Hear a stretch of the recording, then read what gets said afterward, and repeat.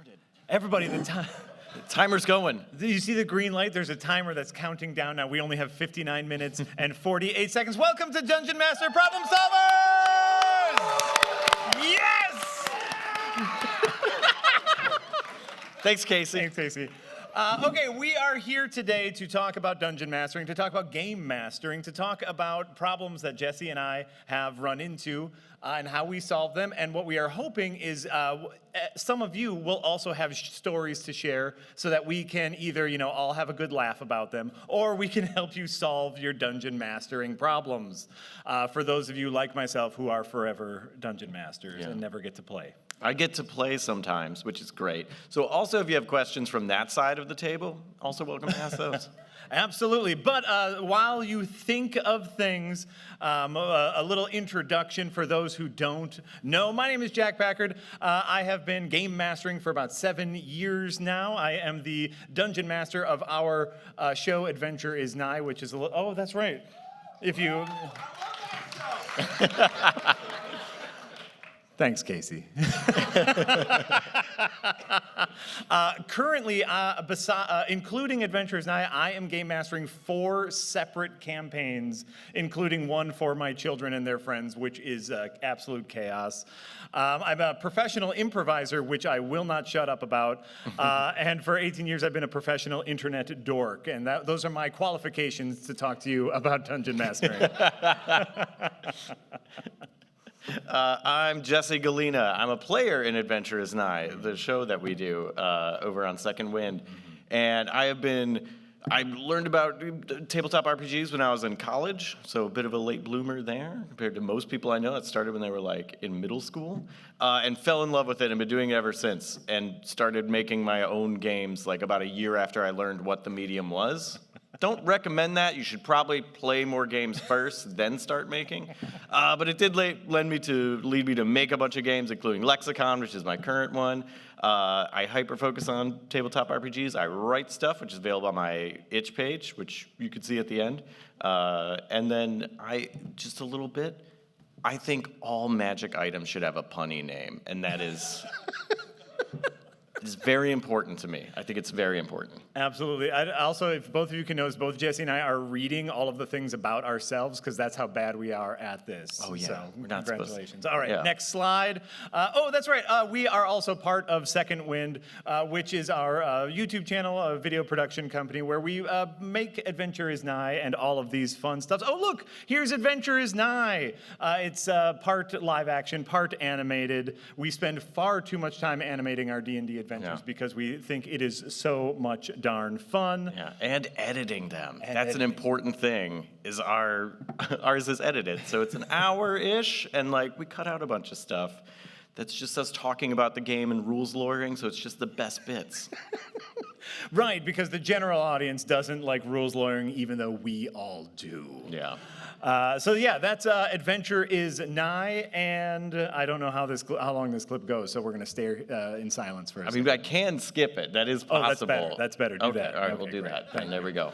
Okay, so we are here to solve all your tabletop problems. Start thinking of stories to share with us. We have a microphone, both in the side aisles.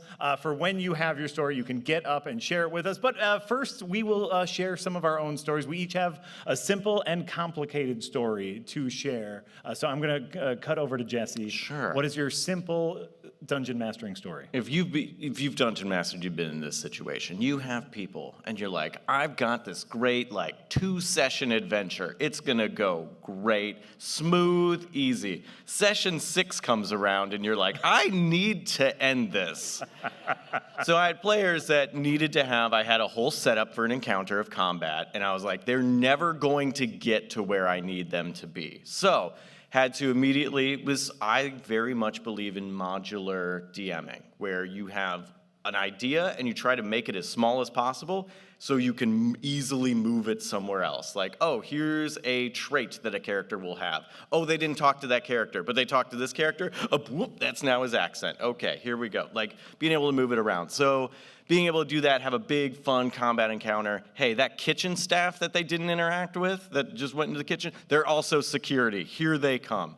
So being able to change stuff that, you're not married to that, you're like, this has to go this way, and be like, yeah, security staff, their kitchen staff, absolutely make it work this way.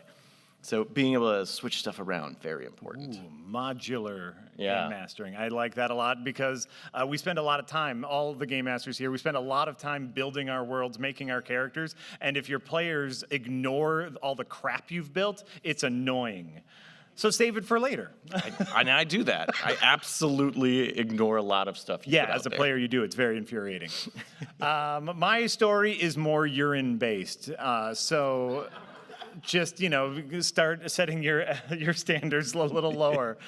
My players are very into the reality of the world. We are a bunch of improvisers, very yes and orientated.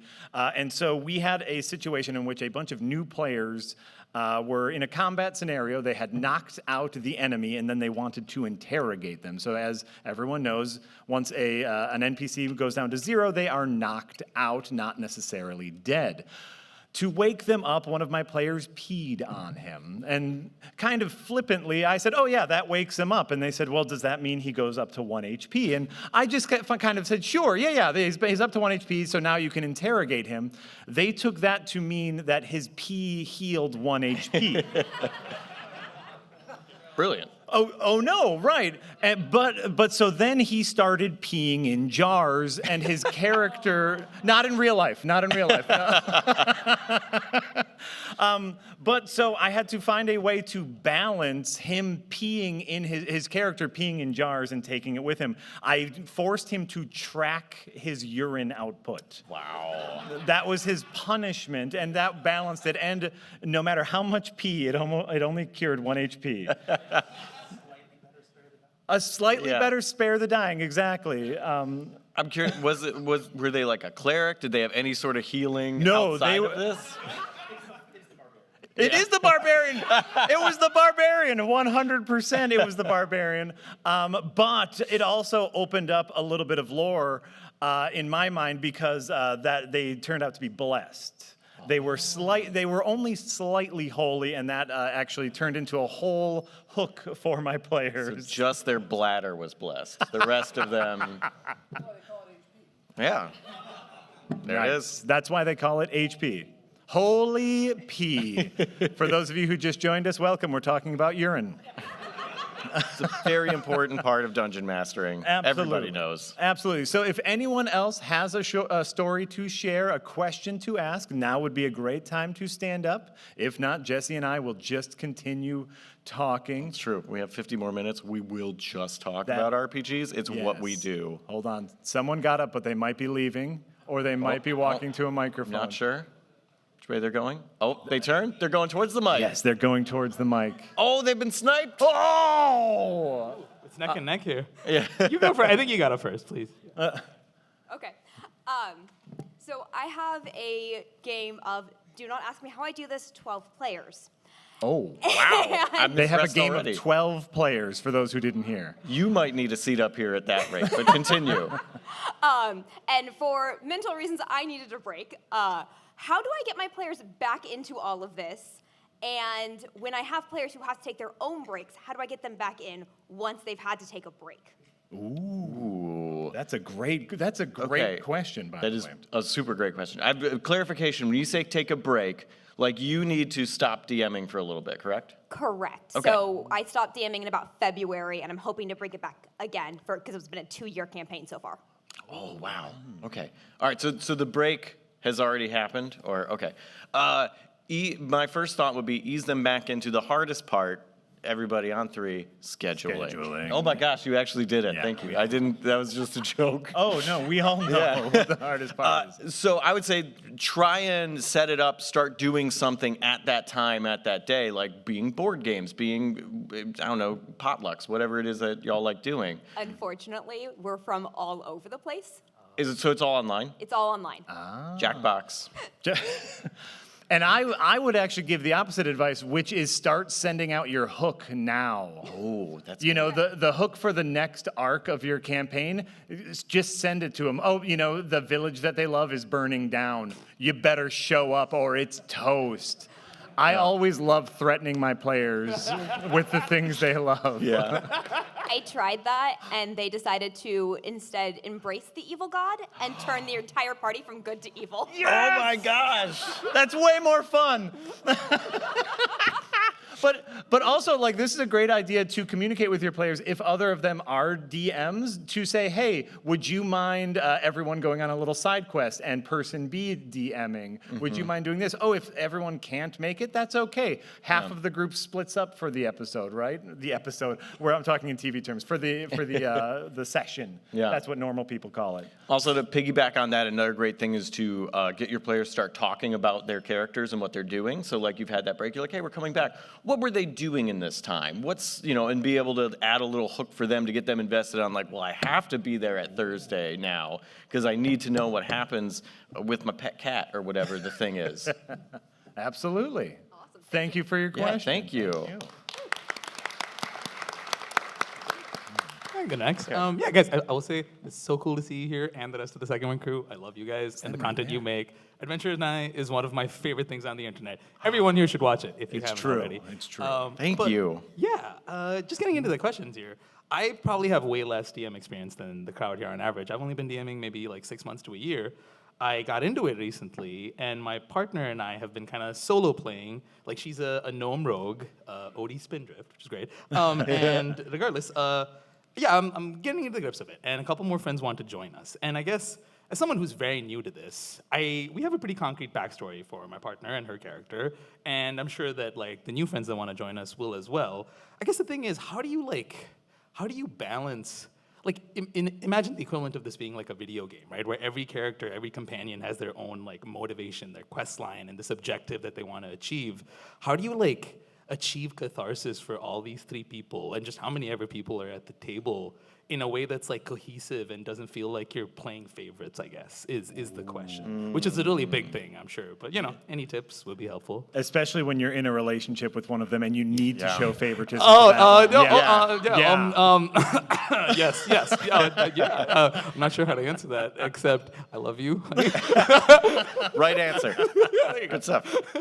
Absolutely. A lot of that balancing act just comes from your note taking, right? Where you have to for every character. Oh, they just got a new spell. I want to make sure I set up a thing for them to utilize that spell. They may or may not. Is give them those offers. So you should have in your little DM notebook. Oh, here's my offer for my wizard. Here's my offer for my thief. And hope that they can get that. And you also have to trust them a little bit to give each other space. And you have to be a mean dad every once in a while and referee and make sure, honey, you can't be the star of this one. I'm very sorry. Like, I mean, credit to my partner. Like, she's great. Like, this is not a problem that exists. But I understand. Wink. Yeah, no, I get you. Yeah, that's fine. God, Jack, you're gonna get me in so much trouble. Jesus, why would you do this, sir? That is helpful. Like, essentially always trying to keep track of, like, okay, what's the thing I can put on the table in front of them that could potentially they could be interested in, right? And then going back to what you said, Jesse, the modular gameplay thing, right? Like, that might have. Like, yeah, it dovetails together well. Yeah, absolutely. And I would say also on that being having kind of this set things of, like, oh, we use new spell, do this. A thing also being if someone's being a little shy and you want them to get more into it or whatever, you can have an NPC, from their region. And it's like, oh, they're not willing to talk to the rest of the party, but, like, you're from Cleveland? Yeah. I'm from Cleveland. Like, hey.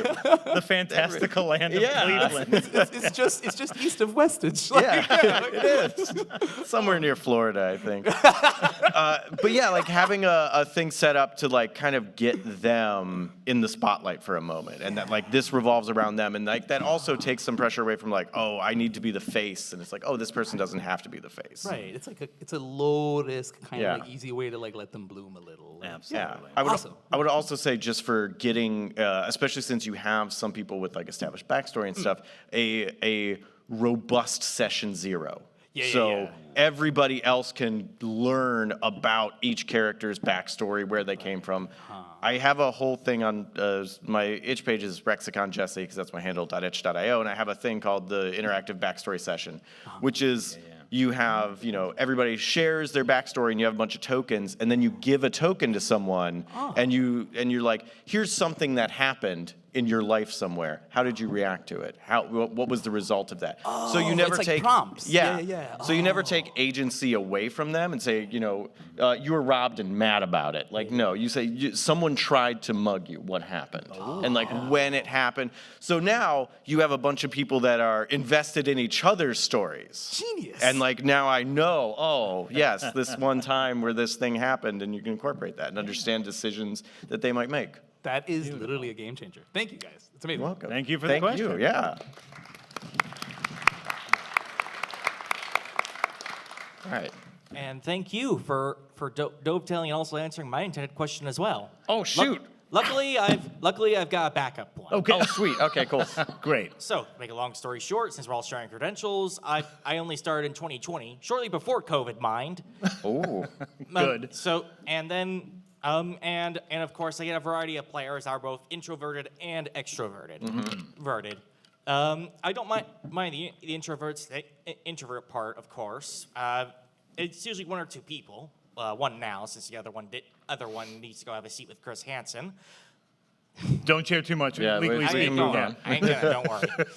But the other one, current player that's introverted, very much doesn't want to do do a very much a speech-based, talking a bunch. But she does still tend to keep to her habits, as it were, staying back, not.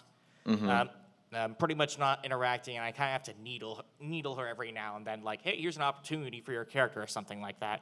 Is there anything you recommend doing on that front? Because, again, it's clear what they're intending, and they just need a little help along the way. That's a good question.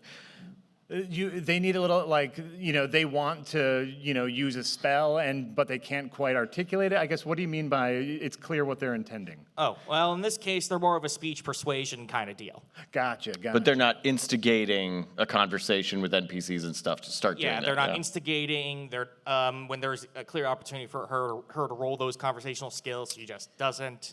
Which is a problem when she's the only one who really has any conversational skills in this game. Everyone else does things like lifts a ton of earth or eats multiple Texan barbecue platters. Yeah. Sure. I suppose, like, my first instinct there would be to ask them questions about their character sheet, like, oh, is there a skill you could use here?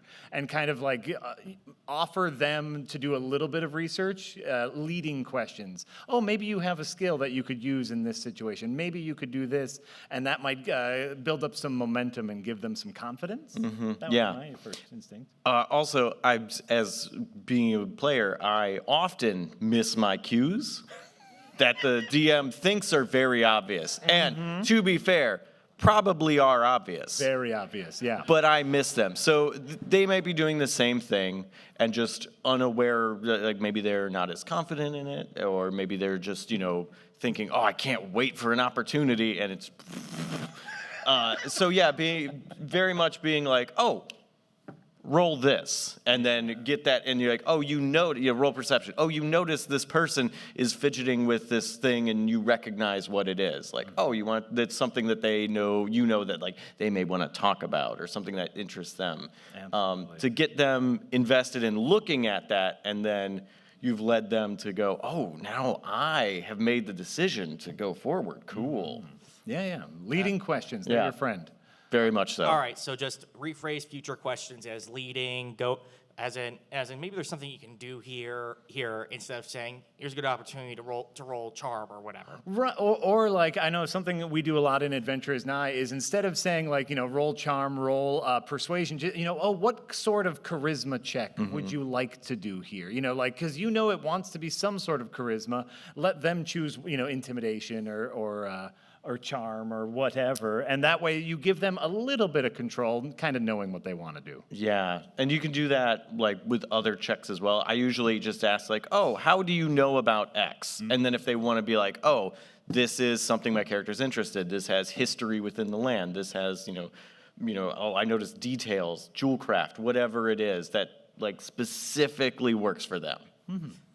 All right, thank you. Thank you and for your if question. my player somehow ends up watching this, No, I am not your GM. I repeat, I am not your GM. It's not, can't Thank you. confirm, not your GM. Thank you. Hello. Hi. Longtime GM as well. This is a very broad question overall. As a GM, how do you manage your own happiness, like over player enjoyment versus like what am I willing to take on in terms of prep and what you want to do? Like, how do you manage that and engage that for yourself, both at the table and beforehand in prep work? That's a great question. Like managing your engagement, your happiness, like what you're doing. It's a cooperative storytelling. You're a part of it. Like that is very important. Absolutely. I always, because I GM 98% of the time, it's very rare that I get to play. I always enjoy it when I do. But whenever I GM and my players do something that I am not expecting, I give them cookies. I make the biggest deal out of it because that's something I didn't prepare for, and therefore I get to play with them. If it's something I wrote, an asset I thought I was going to use, then it's a little boring for me. So whenever they do something outside of the box, I show them my excitement to encourage that kind of behavior through mechanics. Yeah, when players see an excited DM, it's exciting. Like you want to feed off of that. Focusing on what you want to do, whether maybe more prep, less prep, this kind of adventure, like being able to incorporate that, talk to them about that, especially if it's something that's a little veering off. Like, hey, I want to try this, and see if people are into it. And also, do not neglect things outside of the table. So like, I know for me, if I do something like, oh, I haven't read any book or comic in a while, it tends to like suck the creativity, just siphon it out. Like I need external input of that sort of creative stuff to be able to feed back into DMing. So like pay attention to what makes you happy outside of it, and it will funnel in there and make it more fun and give you more ideas within it too. Sure. Absolutely. And the general blanket response to all this is communicate with your players outside of the table, which I know is stupid because we all know it, but it's good for reminders, right? Where it's like, hey, I want to make sure I'm putting a lot of work into my prep. I want you to put in some work, some character work too. And then we go back to, tell me a story about your character. Tell me how you got in this situation, and that will help inspire me. And what if you don't do much prep? Great. Hell yes. Then you get the excitement of, oh, I wasn't expecting that. Sounds great. Let's go there. That's great. Yeah, you don't always need prep. Just have fun with it. Yeah. Sometimes I enjoy a mix of prep work and let's see what the players do. I love that mix. And yeah, you don't need to prep everything. Especially if you enjoy that unexpected. Sometimes, depending on the player, a thing that I really like that makes me very excited when I have a good established group is give them what I think is a no-win scenario, knowing they're gonna find a way. Like they've bamboozled me so many times. It's like here it is. They're gonna find a way out though, and then be excited when that happens. Be like, ooh, they got it. Absolutely. Yeah. I forget where I read it or heard it from, but one of the greatest pieces of puzzle advice is that you don't need a solution for your puzzles. Yeah. Just give them some crap to play with, and whatever solution they come up with, that was it. Yeah. That's exactly what I wrote. You're so smart. Yep. Because they're gonna spend so much time toiling that. Absolutely. Thank you for your question. Yeah, thank you. Thank you very much.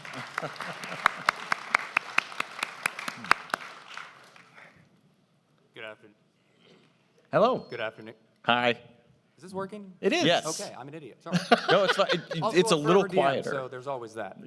So my question, a little bit in regards to what we were discussing in the previous question, is with player and DM time. So in a lot of the groups I tend to run, players are at a premium, so I tend to have to accept players that, under the best of circumstances, I probably wouldn't let in the game. So these are players where a session 0 will pop up, or heaven forbid, all the way into session 1, and it's like, okay, we're going to start this game. Fantastic. They haven't read anything. They have no idea what's going on, and they're quote is, "We're going to just wing it." Ooh. Sorry, I have this actually being recorded because I'm going to send this to him then. So my question then is, what would you do in that kind of a scenario? Would you try to work with that player more? Like they are just adamantly not reading a damn thing. Ooh. I know. No, yeah, please. So if they come, they're supposed to be off book at this time. I don't know if anybody's in theater in here, and they are not. I would say like, oh, you don't know how to play this game. Okay, well, sit tight, watch the game. We're gonna teach you how to play it as we play it, and you enjoy watching this first game. And yeah, like allowing like, and they can ask questions, like, you know, make sure they know, probably have a few breaks, like explain things to them, but spend that as a learning opportunity for them to know how to play the game. Because it also might be a matter of that reading the material is boring. I don't. I very much get someone to teach me it, which is something I do before session one. I do not show up going, all right, now just bring it on, I'm ready. Like I do that prep work beforehand. I ask the other players, I look up YouTube videos, I do whatever I can. So they might need a little more interactive way to learn it. Because I do think tabletop games are the absolute worst at teaching new players. If you try to read a book, you might know half of the rules, but you won't know how they work applied to a social setting. What is it in the 5th edition book? It's page 176 is how to play the game. It starts on 176. That's stupid. But like you said, if players are at a premium, if it's hard for you to find players, then unfortunately that's the cost of admission for you, right? Which is like that, like how much crap are you willing to put up with? Well, I want to play with people, so you do have to be a little bit of a school teacher. I think for like episode 0, episode 1, that's okay. If we start getting into full arcs, full storylines, and they still, like if they've used a spell several times and are still asking you the rules, that's when we have a problem. If we're in session 5 or 6 and they still don't understand, you know, what initiative order is, you need to take them aside and say, hey, there's free PDFs, there's YouTube videos. I need you to learn this because I can't teach all my players. But if also, like you said, players are at a premium, shit, how much do you want to play? I'm sorry if I cussed. Can I cuss? We're PG-13. We can say a couple of words. Yeah, all right. Sorry, apologies for anyone with sensitive ears. So yeah, unfortunately, this is one of those classics. You got to be a little bit of a teacher, and then wean them off as you feel necessary. All right, thank you. Thank you. Thank you. It's a really good question. Hi there. Hello. Oh, yeah. Hi. So I am currently running a game in Glitter Hearts, which is a powered by the Apocalypse. Okay, great. You know it. Yeah. Okay. So I am the Glitter Master. Glorious. Yeah. So now you know about the system. So it's not very combat focused, and I found that combat has been not very fun or interesting in that system. Although it's, you know, I get that it's not the focus, that's fine, but it would be cool if it would a little bit better. So I'm curious if you have any things that you've done or ideas on that system that we could talk, I can get into the details, but if you know about it. If you have an answer first, because it requires a follow-up. So. Oh, okay, sure. No, and I have played a little bit of Masks, and I've played a little bit of Monster of the Week, which I believe is also the Powered by Apocalypse system.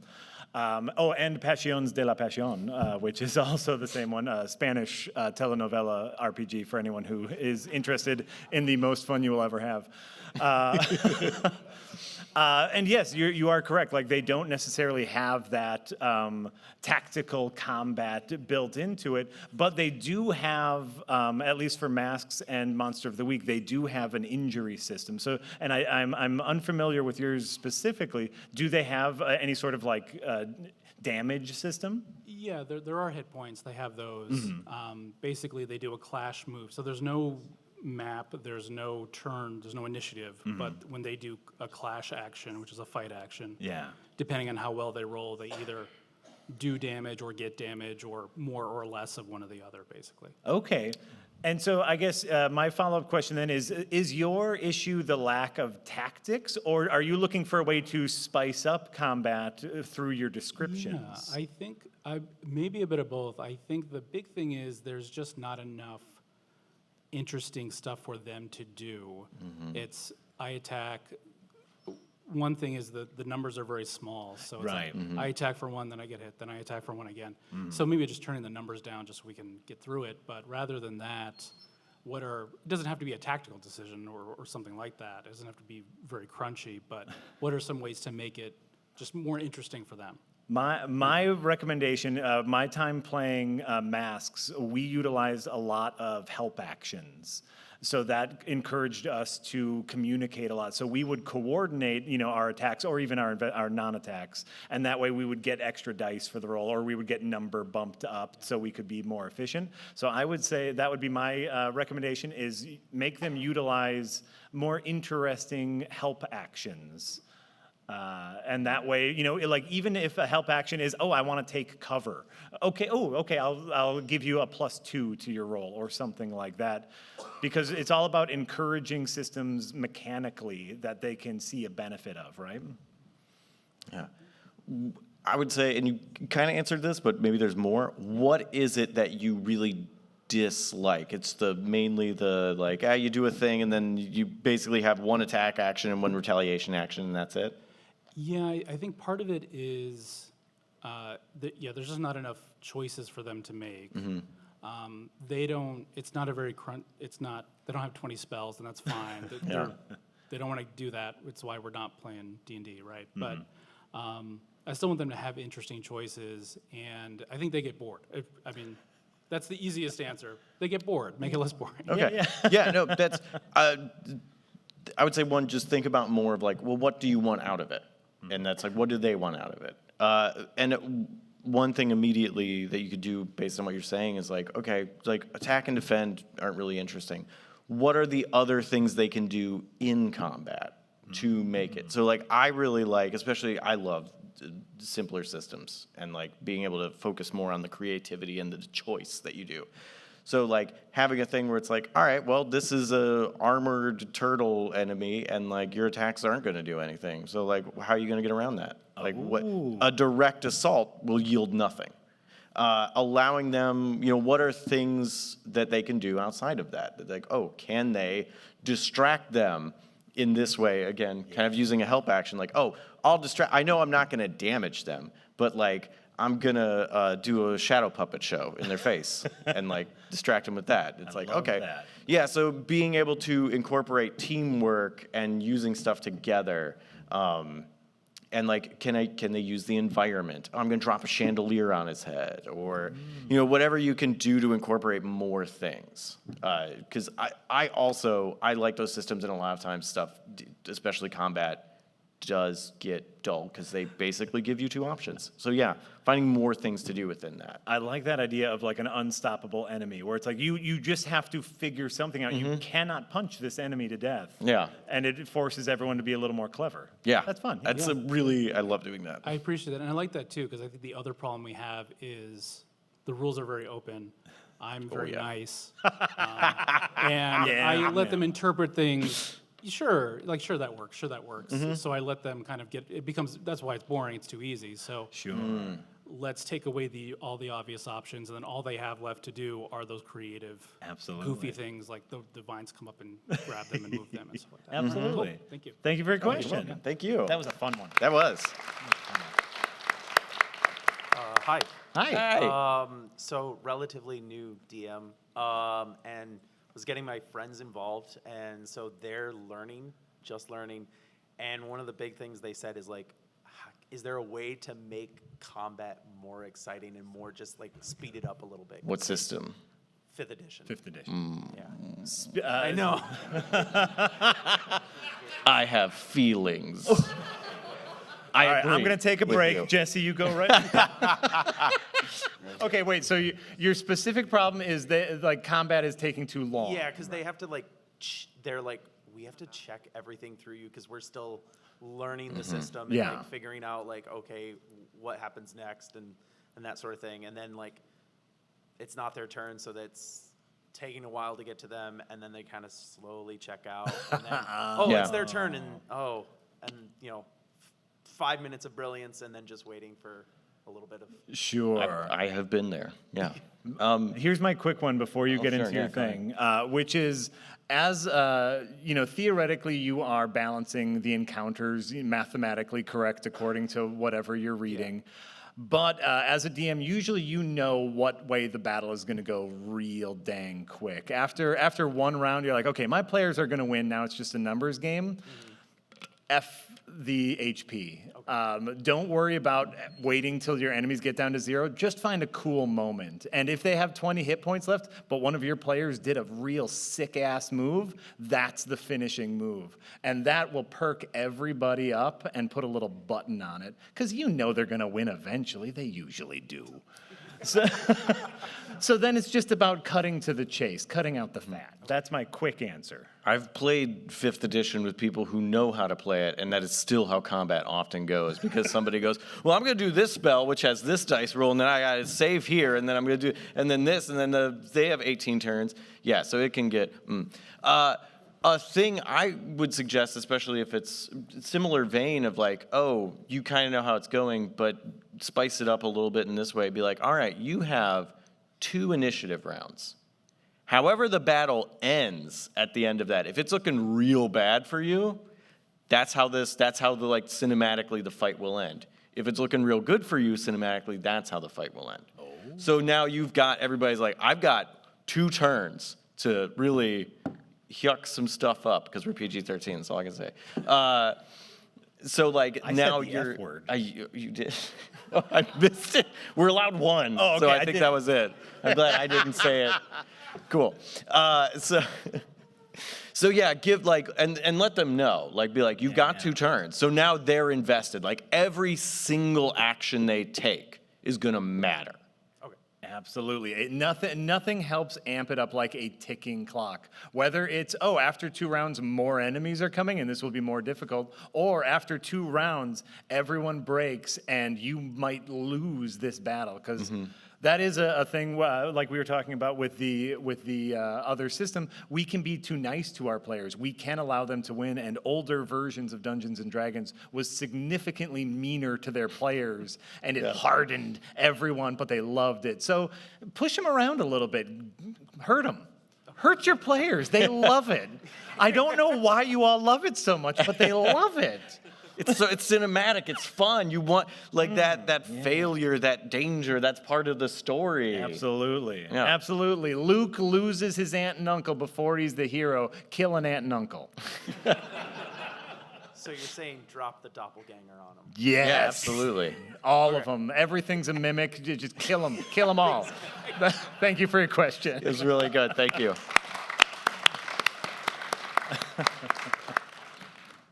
I hope I'm getting close enough to the mic for people to be able to hear this. I was going to say, I've only been a DM for maybe 1.5, 2 years. And I took on that mantle because I had a falling out with my ex, who was my former DM, which was really fun.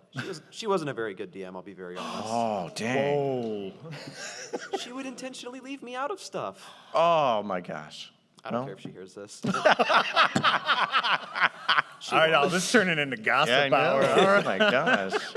But I had a question. I run and also play a lot of like World of Darkness and Chronicles of Darkness games. Yes. Like, yeah, I love them. Like Vampire the Masquerade or Vampire the Masquerade and Changing the Lost are my 2 big ones.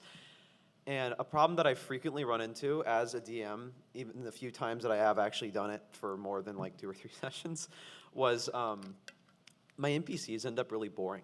I don't know how to write them in a way that is not either like just for like VTM. It's like, okay, you write this NPC of this clan this way. Like that's just sort of how they tend to be. And then it's like I feel like I have 2 options, which is they fall into the mold or they are explicitly outside of it. And it's like I don't know how to get the middle ground. I don't know how to make interesting NPCs is what I'm trying to say. Even just like minor guys. I don't know how to make them not just, it's a guy with a name who doesn't matter.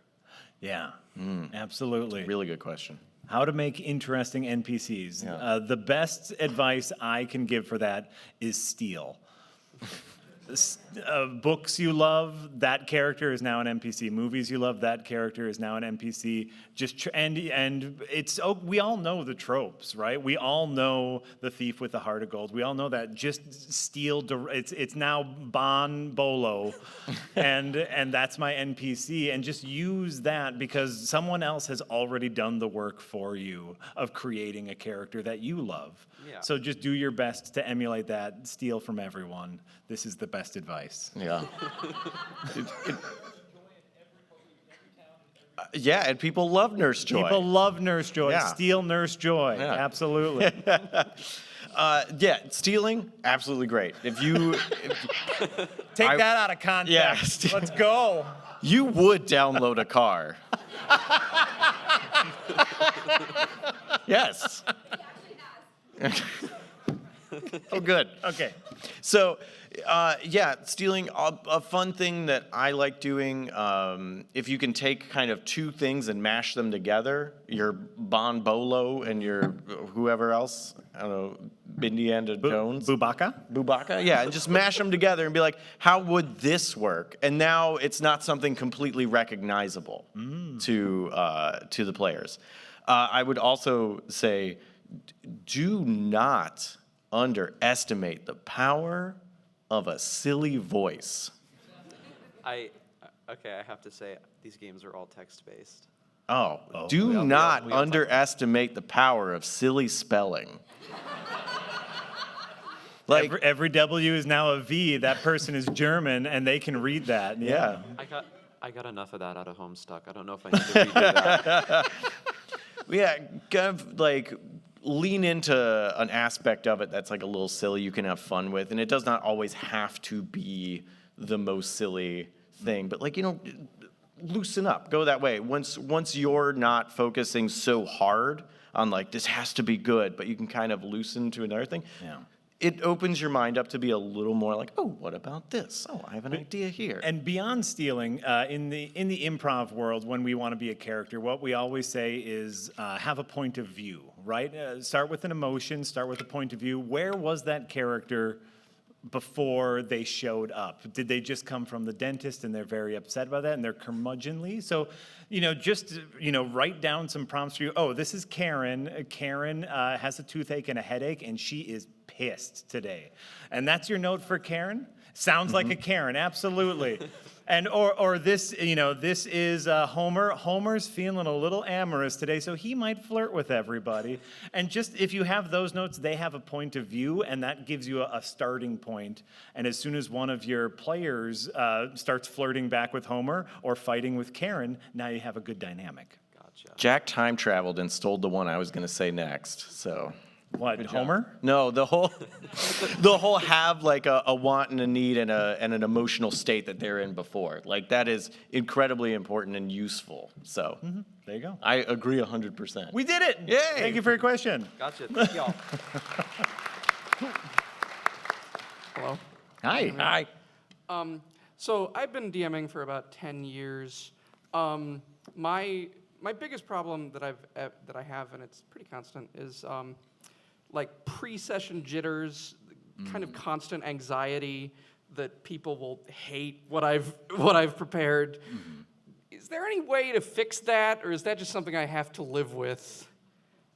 That is, to me, the best feeling in the world because that means you care about it. It's true. Like before, I perform a lot, and before coming here, I was sick to my stomach. I'm sick to my stomach before I do every show I've ever done because I am worried. I want to do good for people. So no, there is no fix for that. Take it and enjoy it because that means you care, and your players should know that as well. I also have that. Very much. I still have it to this day. As I put on my slide, I've been doing this for like 19 years. Every single session, yes, I feel the exact same way. Felt it before coming up here. Anything that you have a lot of investment in and have any brain space left over to think about how much investment you have in it, you're probably going to have those feelings. And I can't say that I turn them into enjoyment. That sounds great. I'll try and figure it. Maybe you could teach me how to do that one. But it is part of the passion that drives it. Like, yes, I know that it matters to me how much I want to have these people have a good time, like how much I want to entertain, how much I want to tell this story with people. Absolutely. So it doesn't feel great, yeah, but it is a good thing. And yeah, I don't know. I feel like it's a terrible answer, but it's the truth. That is. If it's the answer, it's the answer. Yeah. If you fix that. If it was easy, everybody would do it, and it's not easy, and that's part of it. So That's true. good on Only, you for only caring. us sickos do it. It's true. All of us sickos who like murdering aunts and uncles. Great job. Thank you for your question. Thank you very much. Hi. Hi. I have a question about time management for 2 reasons. One, our group that we play with a lot has a like sort of 3.5 hours in, people get kind of tired and cranky, and like That's fair. it really needs to be the time that it ends. I don't think it's plot or narrative or like interest that is causing that. It's just people sort of burn out. Absolutely. And the other reason is I want to start developing my own creative world building for one-shots. And the creativity is fine for me on the building a world big enough. It's trying to then scale the scope down to fit that time frame. Yes. Okay. Always the problem. No, you got it. I'm sitting back. You go right ahead. A friend of mine, the ADHDM, does this for her games. She makes, like, if you're world building, like, oh, I have a place that people are going to go. She makes travel brochures. Like, I have to fit this in this single page of, don't you want to come here? And like treats it like that, like makes an actual brochure. The players may come across it if they care to, but like that's for her to be like, oh yes, here's everything I need. This is what's important. Here's what I think the hooks are, and sets it up that way. And that is a way to condense it a lot. Absolutely. That's a great way to condense it. Obviously, those of us who Dungeon Master a lot, we love to prepare. We want to get all of our super great and wonderful ideas out there, which usually means you plan for 4 encounters, but that would take 8 hours of gameplay. And so the thing that I do is every single encounter has a potential cliffhanger. No matter what, and then you just forget about it. You can, everything that comes after that, now that's next session that you already have prepared for. Because you're right, time management is incredibly important, and no one wants to hang out for too long. Game of Thrones final season. And so, I was going to have them cross a bridge, fight a bunch of trolls, and then solve a puzzle for a treasure. They only got to the bridge. Guess what? That's a great cliffhanger too, right? Like everything can be an ending point. Trust your gut, and not your cool thing that you prepared. Yeah. Yeah, thank you. Thank you. You're welcome. Thank you. Hi. Hi. First, hi, Jack. I'm a fan. Both Second Wind and RLM. It's really cool. He is cool. It's true. I'm a college student, and I go to my D&D club at my college, and I'm a DM there. And basically how it works briefly is like I'm one of many DMs, and we kind of switch off week to week, and we all kind of collaboratively build this one kind of world to do multiple sessions in. Yeah. So my question is like, I have to basically build like a town, characters, like plot hooks for people to do multiple sessions in. And my question is, how do I make those things like engaging both to my players and also to like other DMs to be able to be like, hey, here you go. Here's this thing that you can also add things to and run sessions here. It's an upsettingly good and complex question. Thanks. I know it's not the most applicable.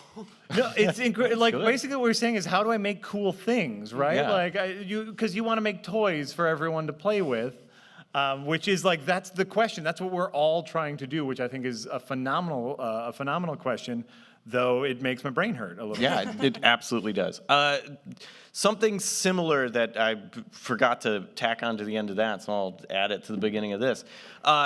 Adding small, so like if you have a thing that's just like, be willing to drop small bits of information and then have something that people can latch onto, like you drop 6 things. They're not gonna pay attention to all 6 things. Right. But one of those things, they might be like, whoa, What's that? I have players that in the game I play, I have, rather than like gods, because that's too complex of like, why is the god of love not caring that the world is exploding? Like, I break it down into much smaller things that are like avatars. So it's like, oh, this is the avatar of this thing, of love, of war, of whatever. And there are much smaller ones, like the avatar of getting the bed sheet right the first time you try and get the fitted sheet on, like smaller things like that. And so, it's just a fun world building thing. And I have a bunch in the backlog, doesn't matter. But then I mentioned the avatar of teeth. And my players jumped on that. Ew. and they were like, what's the avatar of teeth? And I was like, oh, well, it's this giant like snail thing that has a shell made of skulls, and it has 3 heads. One is a snail, one is a shark, and one is a goose. And they were like, and they were on board. Like, I had people about ready to change classes to become like a person of this avatar to get their powers, and that's how they get their like holy powers. So like being able to put stuff out there that like if someone picks up on it, that it's a small detail that once they gravitate to it, there's something for them to get into. Absolutely. And remember to start small, right? Like you start in a room, you move to a house, you move to a village. And so a writer friend told me that once, is you start very small and then you kind of grow your world out. And so whether you are starting with an NPC, a bunch of NPCs that one of your players falls in love with, or not actual love, but just really enjoys, or whether it's a shop, like the cool town shop that everyone wants to go to, or whether the village has a specific species of people that they fall in love with, just start very small and get that feedback from your players. And if something works, it works. Yeah. I don't know if that's helpful, but that's the simple answer. No, those are both really good tips. Oh, great. Okay, Well, thank you sweet. for your Well, question. good. Thanks. Oh, good. We still have time. We have 8 minutes and 31 seconds. All right, I'll try to keep it brief. Okay, cool. We won't. Yeah. Glad one of us is. So I'm part of this gaming group where the etiquette is very much one person runs like a complete narrative experience and then passes the torch to the next person. Love that. We've been doing this for probably 3 years now. Okay. Now, the flavor of the week, and by that I mean the thing we've been doing for the last 2 years, has been either modern or science fiction horror games. And the thing that we have struggled to do is to stretch that beyond like a smaller experience into more of a campaign. Because the issue that we keep running into is the characters go through some initial trauma, and then they get to the end of it, it's like, okay, time to call the police and go home. Sure. So finding a narrative way to stretch that out into a proper campaign is something we've just struggled with, and I'm looking for narrative advice. Do you have? I love horror. I love horror games. Do you have like set things that you have to stick to, or is it like anything goes? Very loose. Okay, so like ghosts, haunted dolls. Absolutely. They can. Okay. Can you incorporate more things that like are and a little tropey, but like that are unbelievable? That like know what if either of us called the police and was like, if my Teddy Ruxpin came to life and tried to stab me, they'd be like, no, that didn't happen. Like, are there things where going to authorities, going elsewhere isn't an option? Well, sure, but then the problem just becomes, okay, we're moving to Canada. Like, Right. at a certain point, a reasonable person would just leave. Right. I think reasonable person is the problem. You can't be reasonable people in a fun horror scenario. You would just leave. But what you're talking about here is general, like the build up and release of tension, right? Mm-hmm. Like you can only be scared for so long, either mechanically or emotionally, before you check out of everything. And so my greatest piece of advice is make them forget they are in a horror setting. Have a couple sessions where nothing scary happens and lull them in, and because then that will put them even more on edge, waiting for the hammer to drop. Have a beach episode. Yeah. Absolutely. Make sure you set up a scenario in which there is no horror, there is no tension, and that will help reset that, so then your next arc can start building again, because you can't be this forever. Yeah, tension and release is absolutely massive. That is very, very important. Hopefully that. What do you got something else? He's thinking about it. I want to have more answers to this, and I don't have them off the top of my dome right now. So like, this is going to be in my head for a while. Because a lot of times, because this is, you said, kind of modern, sort of sci-fi-y? It depends on who's running it, but yeah. Okay, so like you can't have every scenario where you're on a ship and you're going and now you're only on the ship. So, you know, the alien scenario, like you have to deal with it. There's nowhere else to go. Oh, this is such a good question, but I'm going to think about it. Then I'm going to step off and let somebody else That's go. Okay, All right, thank Thanks you. for the question. Hi. Hi. So I am the over-prepared world builder kind of game master. Perfect. And especially in dialogue, my players will definitely go off script, and my brain just dribbles out the side of my head, and I'm like, Other than do more of it, do you have any advice on getting better at improving your characters, your NPCs? Ooh. Oh, this is a me question. I mean, I have stuff, but you, please. I'm a professional improviser. I make some money some of the time. That makes me a professional.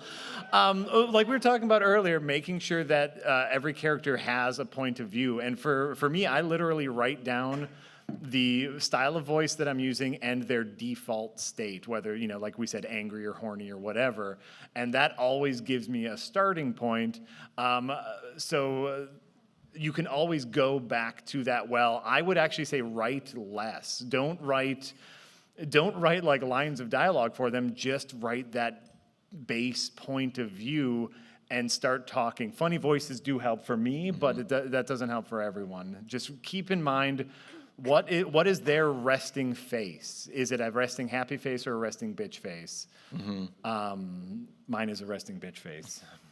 Yeah, bullet points. Like Kermit the Frog, 7-foot-tall orc, is upset about blank. Bam. Like, yeah, keeping it as short as possible for you to build off of rather than trying to read all your notes. Absolutely. Basically what Jack said. Yeah, so you're doing too much work, which I know is not going to help because you're going to continue doing that much work. We all do. But make it easier on yourself. Do less work and be sillier. Yeah, do less is going to be a problem. Yeah, I'm sorry. I'm very, very sorry. For those of us who are DMs and GMs here, that's the stupidest advice. We're not going to listen to it, but it's the best I can do. I'm So sorry. you could do more work. You could do the same amount of work spread out more thinly. Ooh. So there you go. Cool, thank you. Thank you for your question. We have like just under 3 minutes, so we might have like one more. So, I'm not gonna say the game, but I've been playing a lot of it, and I want a DM, but how the hell do I convince people to let me be their DM when they're all brain rotted, burnt out, and don't want to play anymore? But I suddenly want to be DM, and now nobody wants to play, and I'm like, great, beautiful. Other players an option, or is these only your only group? I would start with new people if they wanted to, but like, I want more than one person if I'm gonna do it for the first time, and everyone just bye. The reason I started DMing was because I wanted to play in general, and no one I knew played. So I said, F it, I gotta learn how to DM and learn how to play. If you start putting it out there that you are a game master, the players will flock to you. I have never had a problem finding players because no one wants to DM. You're going down a dangerous path. Once you put that out there, hey, I'm starting a game, you reach out to some people who might not have played. You might have to teach them how to play, which we talked about earlier. Yeah. It can be burdensome. Yeah, I don't have that flock of players that you have. That's great. If I put it out there, I may get some bites. Find maybe your not. local improv theater. They're full of D&D nerds. Yeah, that's probably very true. But yeah, putting it out there is huge. Just letting people know, hey, I want to do this. And like, because there are people that want to play who either haven't played before, are forever DMs, whatever it is. So yeah, just... It does mean you have to be like kind of what we were saying before, where it's like, oh, that anxiety and that uncertainty. You kind of have to put yourself out there and be a little vulnerable because people might be like, no, I don't want to, and it's like, oh, rejection, always bad. But yeah, putting yourself out there is important. Saying that I want to do this. Absolutely. What Jack said. Absolutely. Hopefully that helps. I hope so too. Okay. We all hope no. so. We Well, really thank you hope for your so. question. We have All right. We have 33 seconds, so unfortunately we have to wrap up. We're sorry. Just tackle us when we leave the building, and Yeah. we will talk to you personally. Thank you all so much for coming to this. This was so much fun. For all of you who are forever DMs, I'm sorry. You can talk to us about it though if you want. Absolutely. The what? That's true. That's right. And for those of you who want to play, look, you have a fresh DM there. For those of you who want more information on us, check us out, Second Wind. Check out Adventure is Nigh. These are our social media things, how to find us. And we have, oh God, it's flashing red. Oh no, we're over now. Oh no, it's counting up. Thank you all for coming. Have Thank fun you at so much. PAX.